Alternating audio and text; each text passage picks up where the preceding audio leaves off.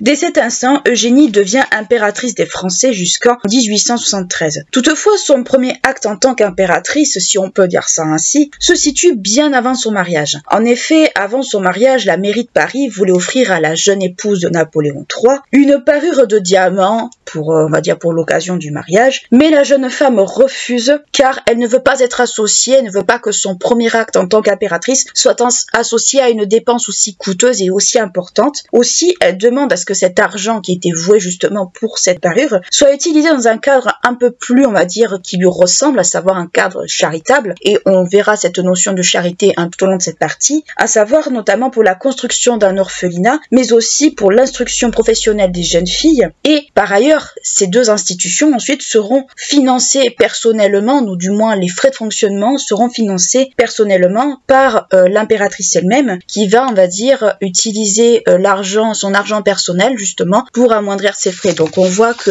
Eugénie a déjà ce sens de la charité, ce sens du devoir qui est déjà bien présent en elle, malgré qu'elle ne connaisse pas le métier d'impératrice en elle-même, si on peut dire ça ainsi, mais elle a parfaitement conscience qu'il y a certaines choses auxquelles elle ne veut pas être associée dès le départ, et on peut dire que c'est déjà une preuve que c'est une femme qui a conscience de sa position. Dès le début, l'impératrice souhaite se faire aimer des Français. Durant le règne de Napoléon III, elle est présente sur plusieurs fronts. Elle est présente en tant que gravure de mode, comme beaucoup, de souveraines bien avant elle, mais aussi comme ambassadrice de la mode à la française, donc toujours dans ce cadre un peu de gravure de mode, de femmes qui lancent des tendances, mais elle s'intéresse bien plus tard, elle va s'intéresser également à la politique, et tout au long, de son règne, elle va s'intéresser aux causes sociales et surtout faire preuve de générosité et de charité, notamment auprès des pauvres, des femmes, mais aussi des artistes. Elle va avoir un côté également mécène dont on va parler juste après. Dès les premiers temps de son règne, le couple impérial doit impérativement se démarquer de l'austérité de la cour du prédécesseur de Napoléon III, à savoir Louis-Philippe. La nouvelle cour justement de Napoléon III doit s'affirmer, dans une certaine forme d'éclat et souhaite faire renaître un certain prestige passé qu'on a connu par exemple sous Louis XIV ou autre. Elle cherche à être une cour, qui se démarque d'une forme d'austérité. Elle cherche à être une cour brillante où des intellectuels, où le bon goût à la française est un peu remis en avant et montre à quel point le régime impérial cherche à en imposer, si on peut dire ça ainsi. La France du Second Empire, qui commence à partir du moment dès le sacre de Napoléon III, doit en effet rayonner dans toute l'Europe sous de multiples formes. Elle veut retrouver un prestige qu'elle n'a plus et surtout elle veut instaurer une nouvelle image de la France. En effet, cette idée de rayonnement va commencer dès la figure de Napoléon III, qu'on décrit comme étant un homme moderne, ouvert aux innovations, mais également un homme qui se soucie d'avoir l'aval du peuple, même si petit à petit, ce dernier va concentrer tous les pouvoirs et notamment vers la fin justement du régime impérial. Eugénie, ça va être plutôt dans son style vestimentaire qu'elle va chercher à se démarquer et elle va s'illustrer rapidement comme une espèce de gravure de mode, tant dans les vêtements que dans la décoration, parce que chaque souveraine avait son propre style tant dans la décoration que dans les vêtements, et c'était un peu le style à suivre si on voulait être à la mode à l'époque entre guillemets. De son côté, l'impératrice également va s'inspirer, va s'intéresser non pas aux styles qui se font dès son époque, elle va s'y intéresser également, mais elle va également s'intéresser au style passé, et notamment elle va avoir un peu pour idole entre guillemets, ou du moins comme principale source d'inspiration, la reine Marie-Antoinette et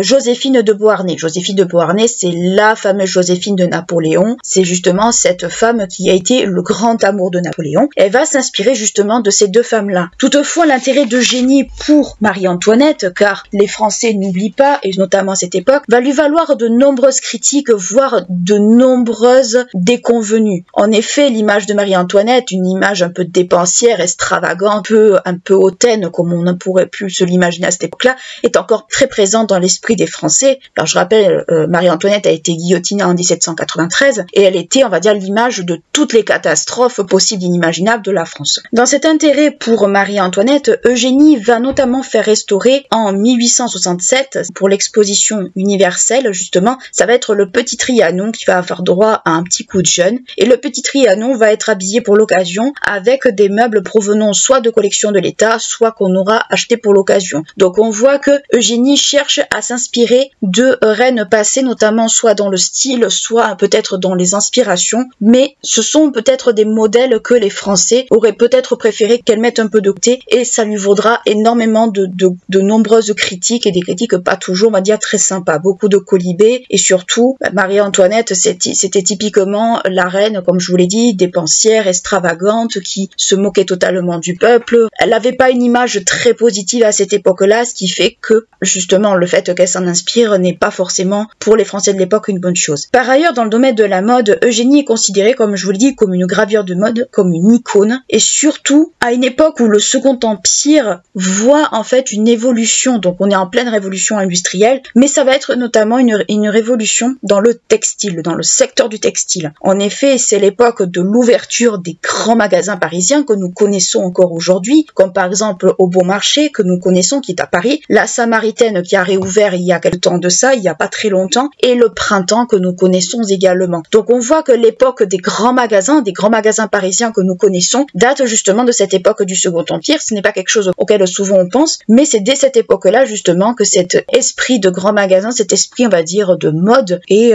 justement bien présent. C'est également une époque où l'on voit apparaître les premiers journaux spécialisés dans la mode, les conseils et les tendances, un peu les Marie-Claire de l'époque si vous préférez. Et le monde de la mode, mais également du textile, va connaître également quelques petites avancées technologiques, quelques petits changements, notamment avec l'invention de la machine à coudre ou encore les colorants synthétiques pour les tissus notamment. Donc on voit qu'il y a dans cette révolution industrielle, cette époque de révolution industrielle, des avancées techniques qui sont là pour produire davantage, qui sont là pour montrer une espèce de qualité à la française, un peu le made in France avant l'heure. Et Eugénie a cette volonté justement de mettre en avant l'artisanat français, un petit peu, on va dire, comme je vous dis, c'est un peu le made in France avant l'heure, mais un made in France qui se veut être de haute qualité. Et cette qualité de made in France, ce n'est pas seulement dans les vêtements, ça va aussi concerner les bijoux, donc des grandes parures, des parures très richement ornées, sous ce genre de choses. Donc on voit que l'industrie de la mode, ça va pas seulement se cantonner au textile, ça va se cantonner un petit peu partout dans tous les domaines de l'apparat, de la femme, pour sublimer la femme. Donc on voit très clairement que la révolution industrielle du 19e siècle a énormément contribué à développer énormément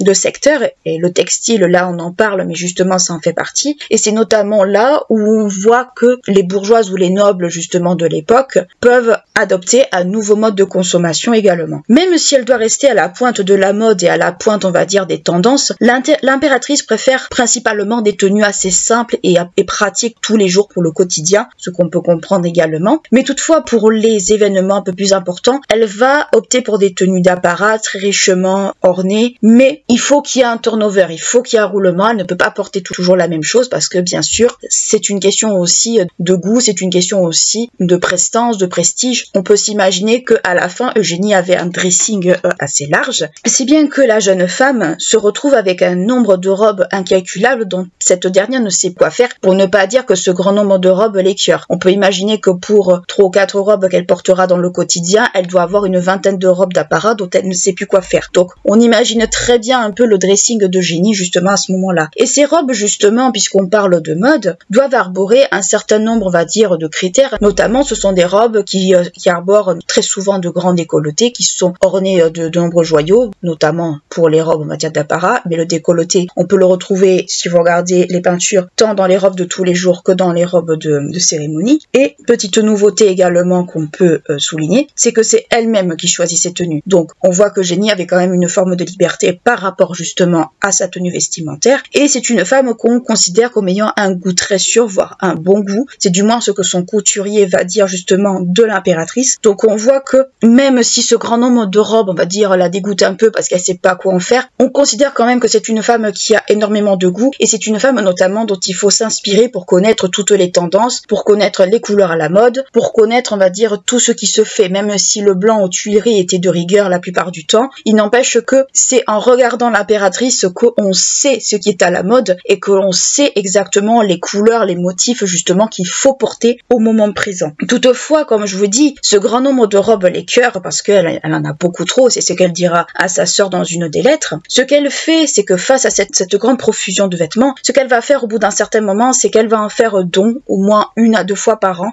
elle va faire don de ses anciennes robes à ses femmes de service. Déjà, on voit encore le caractère généreux d'Eugénie, mais également, elle va faire don de ses souliers à des orphelines, notamment pour leur communion. ce sont des souliers blancs principalement. Donc cela montre le caractère généreux d'Eugénie, et notamment auprès des orphelins, notamment auprès des jeunes filles. Et ça va se retrouver énormément tout au long du règne. Donc on voit que cette surconsommation, déjà, si on peut dire ça comme ça, même si c'est pas forcément le bon mot, est déjà très présente dans les cours, et ça nous le savons, mais on voit que l'impératrice ne souhaite pas rentrer justement ou garder toutes ces tenues dont elle ne sait quoi faire, et justement elle souhaite en faire profiter. Donc on voit le caractère encore une fois généreux d'Eugénie. La mode, comme nous venons d'en parler très longuement, n'est pas le seul critère qui fait que la cour de Napoléon III est une cour assez exceptionnelle. En effet, c'est une cour qui est à la fois dynamique et où un grand nombre de divertissements et d'activités s'y passent. Opéra, théâtre, etc. Donc beaucoup de divertissements autour de la culture, si on peut dire ça ainsi. Et toute la cour y prend goût assez rapidement. À cela, il faut rajouter des bals costumés, mais également des grandes valses, ou on va dire des bals dansants, des très grandes fêtes, de très grands événements. Et pour Eugénie, cela constitue une espèce de petite coupure dans son quotidien qui est, on va dire, très chronométré au millimètre près dès le matin. Donc Eugénie, elle a une routine dès le matin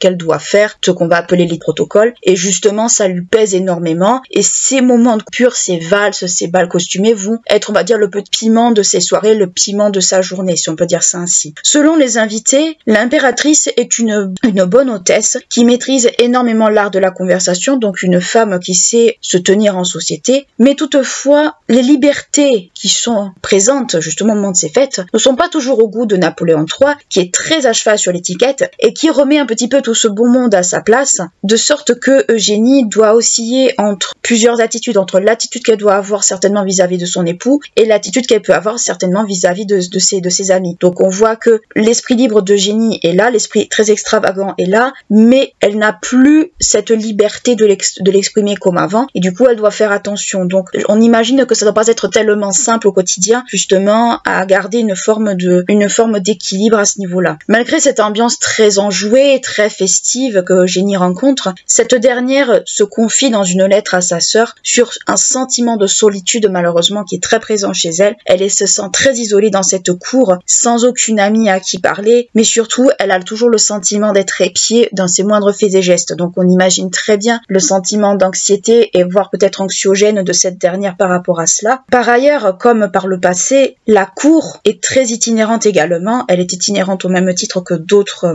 cours au préalable, mais c'est surtout le couple impérial qui se déplace régulièrement et dans les nombreux châteaux et villas que celui-ci possède. Pour Eugénie, ce sont des moments de détente où l'étiquette est un petit peu oubliée, où le protocole se relâche un peu, et c'est des périodes où elle peut s'adonner à des activités de plein air sportives, justement, auxquelles elle a toujours été habituée étant jeune. À Saint-Cloud, par exemple, qui est la propriété du couple pour la période printanière, le couple reçoit principalement des invités de marque comme des ambassadeurs, des princes ou encore des rois et des reines. Donc on est dans une villa où on va dire les choses sont moins strictes, mais on reçoit quand même des hôtes de marque. Mais on peut s'imaginer que dans cette villa, Eugénie vivait une vie un peu moins stricte que d'habitude. Et à la belle saison, le couple allait à Fontainebleau où l'impératrice pouvait pratiquer des activités de plein air et sportives. Et à l'automne, le couple allait à Compiègne et on voit que le couple se déplace beaucoup, et on voit surtout que c'est calqué vraiment sur les modèles anciens, c'est-à-dire que la cour ne reste pas au même endroit trop longtemps. Après, ça s'est retrouvé déjà au préalable, mais on voit qu'il y a un souhait en fait de montrer une certaine forme de prestige encore une fois. Toutefois, malgré que Eugénie se relâche énormément dans justement ces différents endroits, c'est à Biarritz que cette dernière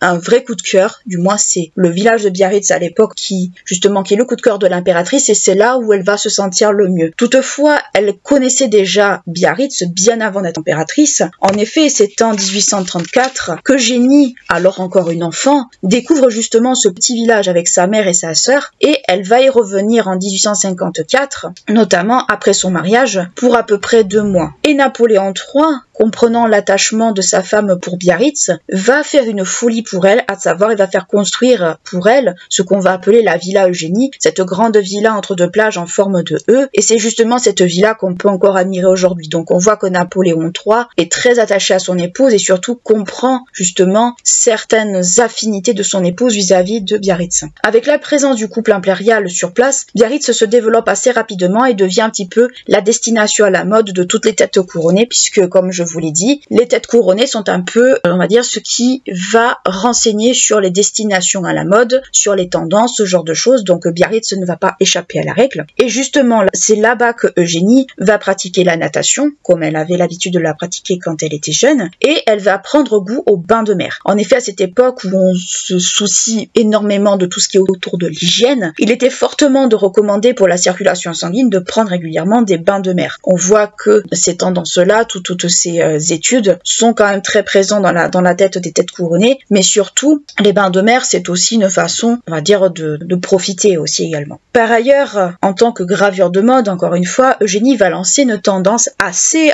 particulière, puisqu'elle va lancer la tendance des costumes de bain à 2 pièces. Alors, les costumes de bain, faut pas s'imaginer des costumes de bain un petit peu moches ou des bikinis, un peu l'ancêtre de nos maillots de pièces, à savoir que c'était un haut assez long avec un espèce de pantalon. Donc c'était ça, les costumes de bain de l'époque. Mais il faut savoir, justement, c'est l'impératrice qui a lancé cette tendance. À côté de sa passion pour l'exercice physique, Eugénie aime également voyager. Les déplacements, on va dire déplacements officiels, lui permettent de découvrir la France dans son ensemble, mais également des pays étrangers, comme par exemple l'Angleterre ou encore l'Égypte bien tard. En avril 1855, au moment de la guerre de Crimée, le couple impérial se rend à Londres, où Eugénie rencontre pour la première fois celle qui est un de ses plus grands soutiens, mais qui va aussi devenir son amie, et qui l'a toujours défendue alors qu'elle ne la connaissait nullement, c'est la reine Victoria. Et la reine Victoria d'Angleterre va jouer également un rôle à la fin justement de l'Empire, et surtout à la fin de la vie d'Eugénie, puisque c'est elle qui va accueillir l'ancienne impératrice justement en Angleterre, et qui va lui permettre de vivre sur des terres anglaises sans trop de soucis. À côté de cela, si on regarde le couple impérial en lui-même, et pas seulement, on va dire, de l'extérieur, les choses sont loin d'être roses entre les deux époux. En effet, Napoléon III dit qu'il aime son épouse, mais malheureusement, il va lui rester fidèle qu'à peu près 6 mois. Il continue d'avoir beaucoup de maîtresses à côté, et même après son mariage. Et Eugénie, quant à elle, étant une femme très peu expérimentée sur le domaine intime, elle n'a pas vraiment le goût, justement, des rapports intimes, voire elle en est, pour ne pas dire, extrêmement dégoûtée. Elle ne comprend pas d'ailleurs comment on peut aimer ça. Et après son mariage, elle tombe rapidement enceinte. Alors il faut savoir que son mari va également la tromper quand elle va être enceinte. Ça, c'est quelque chose qui est très lourdement souligné dans les articles et dans les livres. Mais malheureusement, elle va perdre cet enfant suite à une chute de cheval. On peut imaginer l'état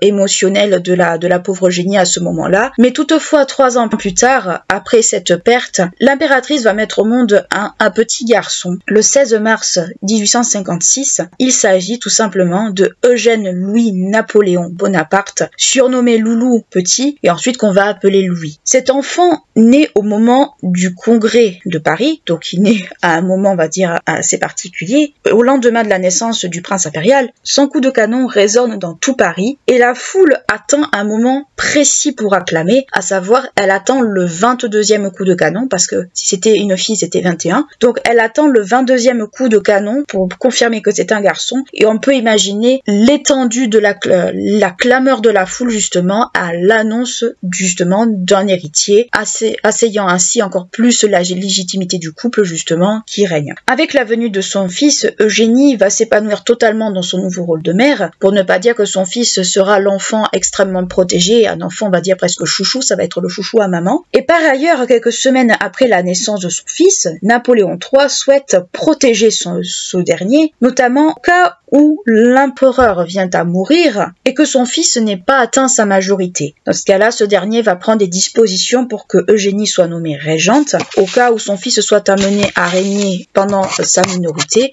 de sorte à ce que sa mère prenne en main les affaires du royaume en attendant qu'il soit majeur. Donc on voit que Napoléon III, conscient que ce sera certainement son seul enfant, parce que Eugénie lui interdira l'accès à sa chambre après avoir accouché de son fils, donc Napoléon a parfaitement conscience que ce sera son seul enfant, et qu'il faut qu'il assure au grand maximum la continuité de l'Empire, et justement il faut qu'il le protège. Donc on voit que Napoléon a quand même ce souci aussi justement d'asseoir la légitimité non seulement d'Eugène Louis-Napoléon, mais qu'il souhaite aussi que son épouse reste aux commandes si jamais il y a un problème. Par ailleurs, avec la naissance de son fils, Eugénie souhaite changer totalement d'attitude et ne plus être une reine passive, enfin une souveraine passive. En effet, cette dernière tient à soutenir certaines causes importantes pour elle, donc elle était déjà d'un caractère très généreux, elle faisait preuve de générosité, elle était très charitable déjà dès le début, mais la naissance de son fils va être une espèce d'événement catalyseur pour elle, à savoir un signe de changement pour elle et surtout de cette espèce de statut de femme passive. Elle va vouloir être plus active, notamment dans la politique et dans le social. On va le voir juste maintenant. Une des caractéristiques de l'action d'Eugénie, comme je vous l'ai dit, réside avant tout dans la charité. On l'a vu principalement tout à l'heure, mais on le revoit encore maintenant, et surtout aussi dans l'éducation des jeunes filles. En effet, l'impératrice fait déjà de nombreuses visites aux nécessiteux et dans les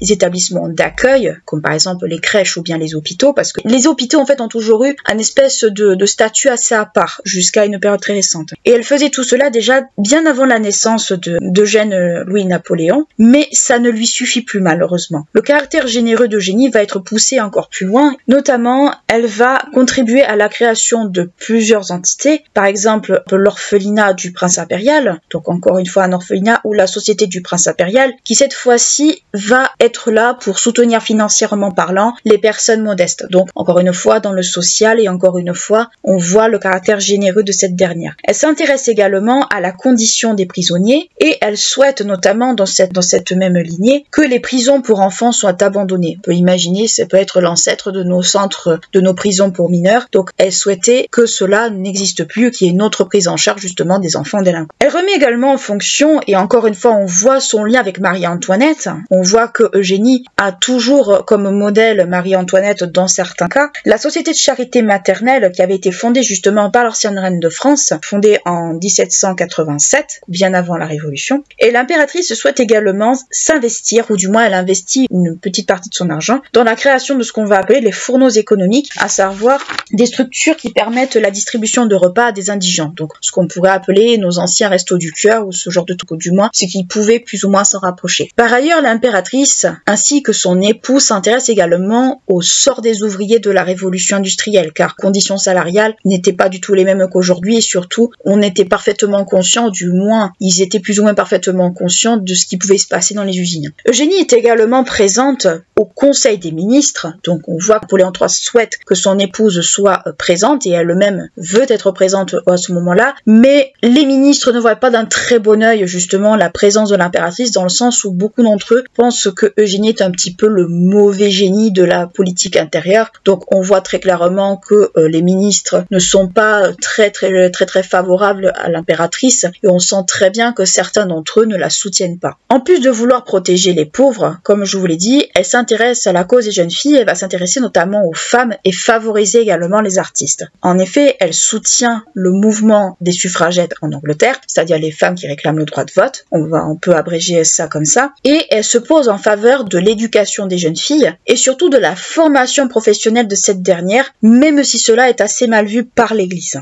Dans cette entreprise, Eugénie appuie le programme du ministre de l'Instruction publique de l'époque, à savoir Victor Duret, qui concerne notamment des cours secondaires féminins, donc autrement dit des cours, on va dire, qui sont en lien avec l'instruction professionnelle. C'est sous le règne de Napoléon III et d'Eugénie que la première bachelière est diplômée, donc le baccalauréat, il faut savoir qu'avant c'était surtout les hommes qui le passaient, et les femmes ne le passaient pas, ou du moins s'arrêtaient bien avant. Or là, c'est sous Napoléon justement que la première bachelière est diplômée, et ça on l'oublie très souvent. C'est en effet en 1861 que Julie Victoire d'Aubier est diplômée du baccalauréat, donc c'est la première bachelière de France. Cette jeune fille bénéficie on va dire du parrainage, ou du moins du chapeautage justement de l'impératrice, et ce n'est pas la seule à en profiter également, puisque on peut souligner également le cas de Madeleine Bray, qui elle a la possibilité, est la toute première femme à intégrer l'école de médecine. Donc on voit qu'il y a une volonté d'intégrer encore plus les femmes de l'époque, les jeunes filles, dans la professionnalisation, dans des structures qui étaient avant extrêmement masculines, et on voit que Eugénie a une volonté de faire bouger les choses, a une volonté justement ce que les femmes puissent être beaucoup plus autonomes que ce qu'elles sont. On pourrait dire que Eugénie est une espèce de féministe avant l'heure, mais c'est peut-être un peu maladroit de penser ça, car il va falloir quand même un bon moment avant que cela devienne une normalité, que les femmes soient dans des structures comme les universités ou qu'elles soient bachelières. Donc moi je mets des pincettes personnellement sur le fait que Jenny était une espèce d'impératrice féministe. Je vous l'encourage vivement d'ailleurs parce que ça peut être assez mal interprété. Dans le cadre de la littérature et du domaine artistique, Eugénie n'hésite pas à se poser en mécène et par conséquent à s'opposer à une forme de censure, notamment de certaines œuvres du 19e siècle. Et c'est le cas par exemple en 1857, quand elle prend la défense de Charles de Baudelaire, notamment pour son fameux ouvrage qu'on connaît tous, à savoir Les Fleurs du Mal. Elle va soutenir justement Charles Baudelaire contre cette censure de son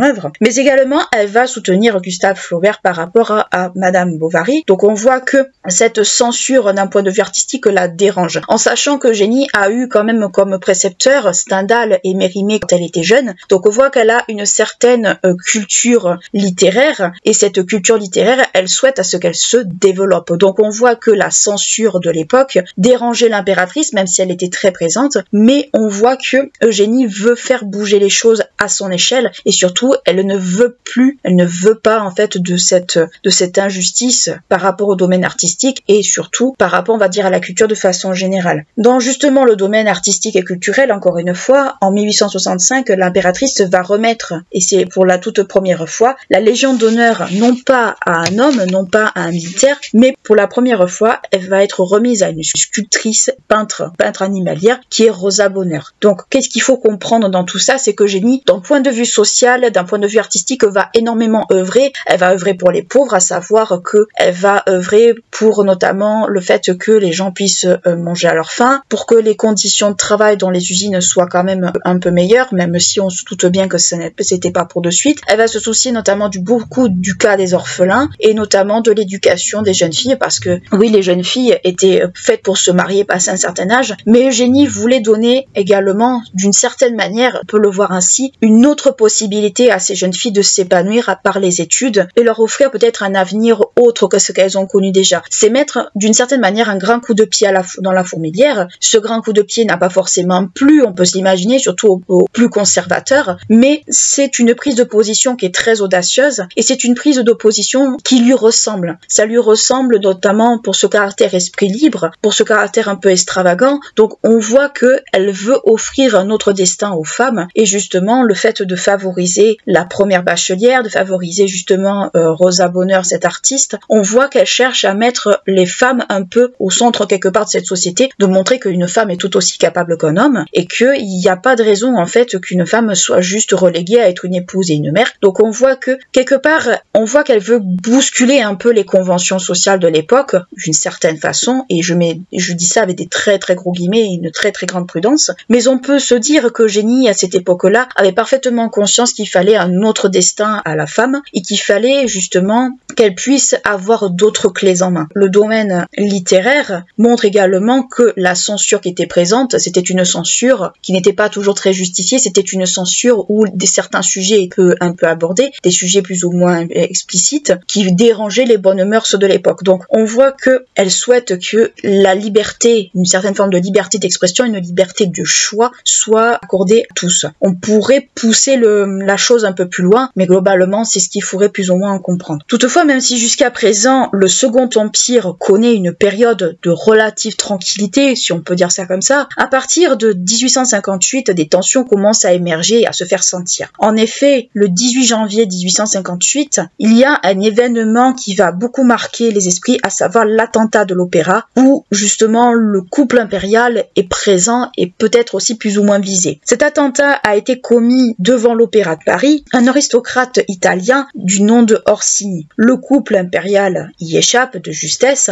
Il y a juste l'impératrice, sa robe tachée de sang, et on peut imaginer le choc de cette dernière suite à cela. Et on constate également lors de cet événement un certain nombre de morts et de blessés. Donc on voit que l'attentat n'est pas un simple attentat, c'est vraiment quelque chose d'assez fort. Et suite à cet événement marquant et choquant, si on peut dire ça ainsi, Eugénie rend visite un certain nombre de fois aux victimes de l'attentat, mais aussi elle montre encore une fois ce caractère généreux et cette prise de conscience également. Elle va faire une donation au nom de l'empereur, et certainement en son nom elle aussi. Elle va faire une donation de 10 000 francs, notamment aux familles des victimes. Donc on voit que cet attentat a fortement marqué l'esprit d'Eugénie, et très certainement de son époux, et c'est cet événement va ne pas être sans conséquence puisque à ce moment-là, il y a des prises de position qui sont faites par rapport justement au cas italien, que c'est justement cette politique vis-à-vis de l'Italie qui est plus ou moins certainement à l'origine de l'attentat d'Orsini. Et dans cette politique justement vis-à-vis de l'Italie, les deux époux ne sont pas d'accord sur la prise de position. D'un côté, Napoléon III veut soutenir les Italiens et de notre côté, Eugénie veut soutenir, on va dire, la cause du pape, notamment avec l'appui du parti des ultramontains. En effet,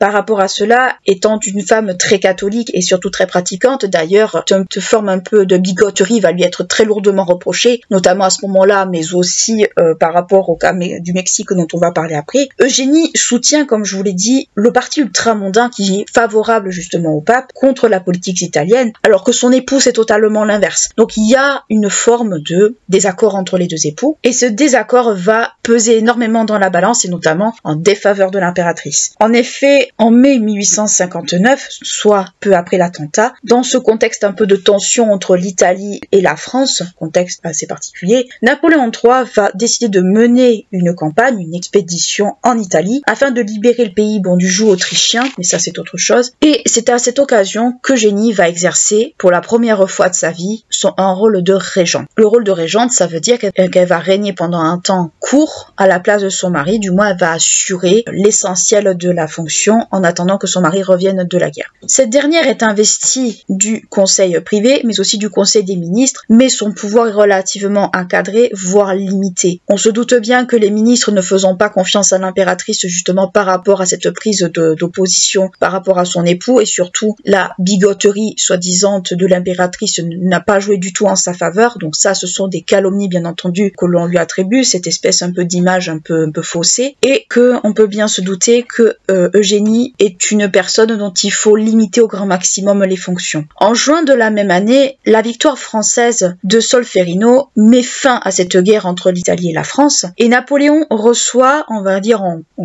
à la fin de cette guerre, les régions de la Savoie et de Nice. Donc on voit que c'est une victoire française, mais c'est une victoire qui n'est pas sans conséquences puisque cela va compliquer les relations entre la France et la papauté. La papauté à ce moment-là voit, avec les événements italiens, voit un déclin de son pouvoir temporel c'est-à-dire le pouvoir exercé sur l'État italien, et en 1667, dans ce contexte un peu de déclin du pouvoir du pape, Napoléon va faire un peu volte-face, il va changer de camp, à savoir qu'il va se positionner contre les Italiens et en faveur de la papauté. Donc cette espèce un peu de revirement, on va l'attribuer plus ou moins à l'influence d'Eugénie par rapport à Napoléon, et cette influence va lui être une nouvelle fois lourdement reprochée. Ça va lui être reproché également en 1861, notamment par rapport à la situation du Mexique. La situation du Mexique préoccupe beaucoup Napoléon III, qui décide d'envoyer un corps d'expédition, car ce dernier souhaite instaurer une monarchie catholique, parce que une monarchie catholique, donc une monarchie, aider les Espagnols sur place à instaurer un régime, on va dire, chrétien catholique. Aux États-Unis, que l'on qualifie de protestants, que les États-Unis c'est pas forcément des protestants, on le sait bien, mais en grande majorité c'est le cas. Malheureusement, cette expédition va se solder par un échec, et cet échec, en plus du cas italien, va être attribué à Eugénie, parce que on va estimer que c'est elle qui a poussé son époux à prendre position justement au Mexique, mais également en Italie, parce que cette dernière est une fervente catholique et pratiquante, donc les ministres et l'entourage de Napoléon se disent que c'est de sa faute justement si Napoléon a fait d'aussi mauvais choix par rapport à la politique extérieure. La deuxième régence d'Eugénie va être une régence un petit peu plus courte, puisqu'elle va assurer un rôle de régente un mois seulement, et ça va être à l'occasion d'un déplacement de Napoléon en Algérie. Il n'y a pas forcément trop de détails sur ce déplacement, mais on peut s'imaginer que c'était juste pour un déplacement officiel et qu'il fallait quelqu'un aux commandes. Le 30 septembre 1869, Eugénie est en déplacement en Égypte, mais elle est en déplacement en tant que figure de l'Empire français. Et pourquoi elle et pas son époux? Tout simplement son époux doit rester à Paris car l'Empire ne va pas très bien. Il y a quelques petits soucis, et notamment le fait que l'Empire s'affaiblit internationalement parlant par rapport justement à tous les événements autour, que les libertés énormément en France sont restreintes et que la presse est énormément surveillée aussi, mais aussi que plus ça va, plus Napoléon concentre tous les pouvoirs en lui-même, et c'est ce qui fait que ça va le mener un peu à sa perte à la fin. Sur le chemin pour aller en Égypte, l'impératrice en profite pour visiter Constantinople en Turquie, donc on voit qu'elle en profite aussi pour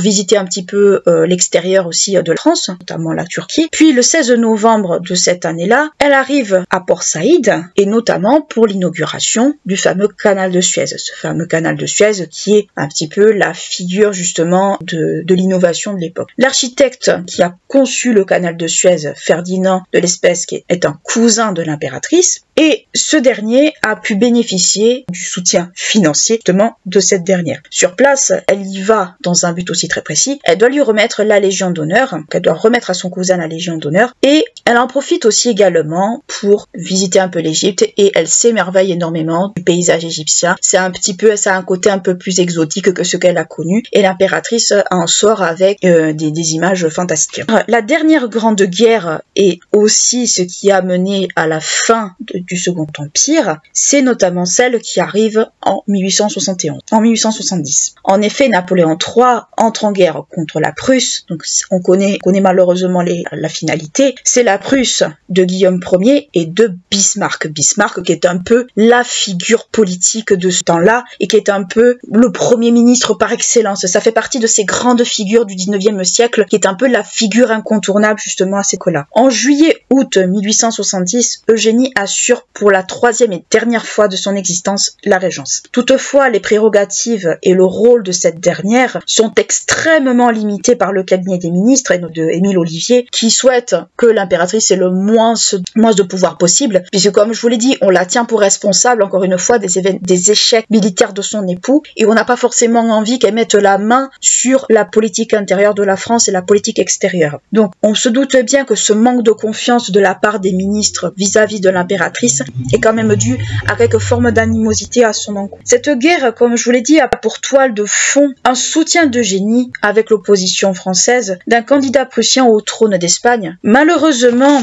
l'armée de Napoléon a énormément de lacunes. Tout d'abord, elle n'est pas assez organisée, pas assez nombreuse, et surtout, elle est très mal armée et les stratégies militaires sont très mauvaises, et tout se solde par un échec cuisant. Face à cette situation catastrophique, Eugénie va tenter tant bien que mal, et sans succès malheureusement, va tenter de rechercher des alliances un peu partout pour soutenir la France et pour envoyer des troupes pour soutenir les Français. Malheureusement, ça n'aura aucun impact. En août de cette année-là, on peut souligner les défaites, on va dire, successives, à savoir Reichshofen et Fort Bartsch, qui sont des défaites des Françaises face à la Prusse. Et malheureusement, certaines situations sont envisagées, certaines solutions sont envisagées, notamment une solution de repli, parce qu'il faut pouvoir se replier avant d'être capturé. Malheureusement, on connaît le cas échéant. Et face à cette situation un peu catastrophique, Eugénie essaie de convaincre son époux toutefois, s'il souhaite battre en retraite, de ne surtout pas se replier à Paris, car le problème qui se posera, ce sera, selon elle, une guerre civile, justement, à son retour. Donc on peut imaginer le climat de tension déjà parisien à cette époque-là. On peut imaginer tout simplement que la guerre également coûte très cher et que malheureusement, vu que ce sont des échecs sur échecs, on se dit, là, il y a un problème en fait. Donc c'est mieux pas que son épouse revienne à Paris, sous peine certainement de subir ce que peut-être ses prédécesseurs ont subi également, ou du moins de subir une révolution. De plus, l'opposition contre le gouvernement gronde également dans la population, donc c'est ce que je vous dis, le mécontentement est bien présent, et la bataille de Sedan va ne rien arranger puisque ce sera l'ultime défaite de cette guerre. La France va capituler le 2 septembre 1870, Napoléon va rencontrer Bismarck, et malheureusement il va se constituer prisonnier. Donc l'empereur est prisonnier, qu'est-ce qu'on fait? L'impératrice est régente, mais malheureusement elle a très peu de pouvoir, pour pas dire pas du tout. Donc le 3 septembre à Paris, quand l'annonce de la défaite de Sedan se fait savoir, ça va être un cataclysme monstrueux puisque la population va se soulever, appelons un chat, et elle va réclamer la déchéance de la dynastie Bonaparte. Eugénie ne veut pas abdiquer, mais elle ne peut pas rester non plus. Donc, elle doit se résoudre à partir des Tuileries, elle doit s'enfuir parce que la foule réclame la déchéance de la dynastie. Le palais Bourbon est envahi, donc le siège, on va dire, du corps législatif est envahi. Et dans ce climat, l'impératrice ne va pas subir certainement ce qui s'est passé pour Marie-Antoinette ou pour d'autres. Elle va décider de partir. Donc elle va s'enfuir, on peut s'imaginer, du palais des Tuileries. Elle va errer dans les rues pendant quelque temps de façon incognito, on peut se l'imaginer, et elle va chercher un refuge. Et elle va trouver un refuge chez quelqu'un peut-être dont on pourrait rien soupçonner. Elle va trouver refuge chez son dentiste, le docteur Evans, qui va l'aider à partir de France, qui va essayer de mettre tout en œuvre pour que l'impératrice puisse partir de France. On peut s'imaginer que son fils présent soit parti d'un côté pour éviter que la mère et le fils soient pris prisonniers, ou soit l'un chez par la foule, on peut se l'imaginer. On peut s'imaginer tout un tas de raisons, de contexte à ce niveau-là. Donc, avec l'aide du docteur Evans, l'impératrice parvient à quitter la France pour l'Angleterre. Le 4 septembre 1870, la Troisième République est proclamée, puisque aucun membre de la famille impériale est présent, donc la déchéance de la dynastie Bonaparte est proclamée, donc la Troisième République est mise en place. Et Napoléon III, malheureusement, reste prisonnier, et toujours prisonnier à ce moment-là. Il ne sera libéré que 6 mois plus tard. Et en effet, en février 1871, l'armistice est signé entre la Prusse et la France. Donc, le soulèvement de la France se fait, cette espèce de contexte mi-guerre, mi-paix. Il faut attendre 71 pour que tout se soit mis à plat. Et la clause, on va dire, en petit ou très gros caractère, si on peut dire ça ainsi, la plus connue justement de cet armistice, c'est la perte de l'Alsace et de la Lorraine, qu'on va récupérer avec la guerre de 14. Avec la guerre franco-prussienne, les décisions prises préalables avant n'ont pas plu au peuple, notamment par rapport justement aux événements que je vous ai dit. La guerre franco-prussienne a peut-être été l'élément peut-être de trop qu'on va attribuer à l'impératrice. L'impératrice à ce moment-là va être détestée, on appelait Marie-Antoinette autrichienne, elle on va l'appeler l'espagnole. Elle va être autant détestée que Marie-Antoinette en son époque, puisque elle avait tendance à apprécier l'ancienne souveraine. On va mettre sur Eugénie à ce moment-là tous les maux de la France. Tout. On va tout lui attribuer, on va dire que c'est de sa faute, qu'elle a poussé son époux dans de mauvaises décisions et tout. On va un petit peu en faire un bouc émissaire à ce moment-là, et malheureusement, on comprend qu'elle ait préféré fuir plutôt que quelque chose lui arrive. Par rapport justement à son mari, et par rapport au fait que Eugénie a réussi à quitter la France, il faudra attendre le 19 mars 1871 pour que Napoléon III soit libéré.